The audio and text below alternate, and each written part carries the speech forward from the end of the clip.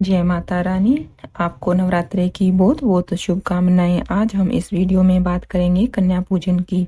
हम जाने अनजाने में कन्या पूजन में कुछ गलतियां कर देते हैं, जिसके कारण हमें माता रानी का आशीर्वाद नहीं मिलता।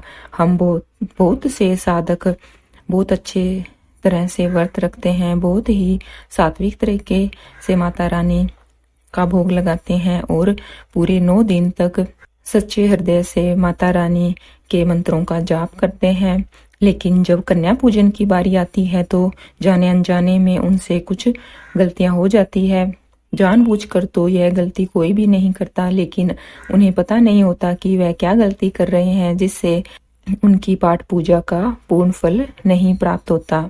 हमें कन्या पूजन वाले दिन कन्याओं को बहुत ही आदर के साथ अपने घर में बुलाना चाहिए। जब वो कन्याएं आ जाए तो बड़े पात्र में जल भरकर उसमें गंगा जल डालकर उनके पैरों को धोना चाहिए और वो जल पूरे घर में छिड़कना चाहिए। और अगर वो जल बच जाए तो आप अपने घर के किसी पेड़ पौधे में वह जल डाल सकते हो। फिर उन्हें स्वच्छ आसन पर बिठाना चाहिए और उन्हें चुनरी उड़ानी चाहिए।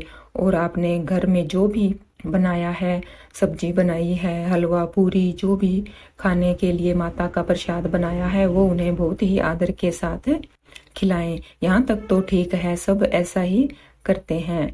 लेकिन अब लोगों की देखा देखी एक गलती लोग करते हैं कि बाजार में बहुत से आइटम मिलते हैं खाने के, चॉकलेट हो गई, चिप्स हो गई और भी बहुत जो अट्रैक्टिव पैकिंग वाले कुछ खाद्य पदार्थ होते हैं, वह लोग घर ले आते हैं और कन्याओं को देते हैं। लेकिन यह सबसे बुरी बात है, उन्हें पता नहीं होता कि उनमें अंडा भी हो सकता है। बहुत बाजार की बहुत सी वस्तुएं हैं जिनमें अंडा होता है। आपने पूरे नवरात्रि बहुत ही सात्विक रहकर घर में पाठ पूजा किया है, माता का इतने अच्छे से व्रत रखा है, लेकिन अगर आप यह गिफ्ट उन कन्याओं को दोगे तो आपका व्रत निष्फल हो सकता है, आपको माता का पूरा आशीर्वाद नहीं मिलेगा। इसलिए इस बात का विशेष ध्यान रखना है कि बाजार की कोई भी चीज आप कन्याओं को ना दें। आप उन्हें खिलौने दे सकते हो, आप उन्हें उनके मेकअप का सामान या कोई किताब कॉपी या और कुछ भी दे सकते हो जो उनके प्रयोग में आए। और एक जब आप उनकी थाली में खाना परोसो तो एक सिक्का और एक लौंग आप चुपचाप उनकी थाली में रख दो। यह बहुत ही प्रभावशाली माना जाता है। माता को लौंग भोग में चढ़ाया जाता है। अगर यह लौंग आप उन कन्याओं की थाली में रखते हो और सिक्का रखते हो तो यह बहुत ही पुण्यदायी माना जाता है।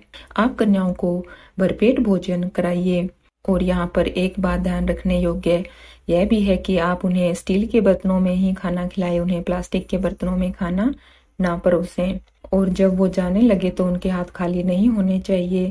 इसलिए आपको सबसे जरूरी है उनको कुछ न कुछ उपहार देना। अगर आप उन्हें चावल देते हो तो यह बहुत ही सुख समृद्धि का प्रतीक माना जाता है।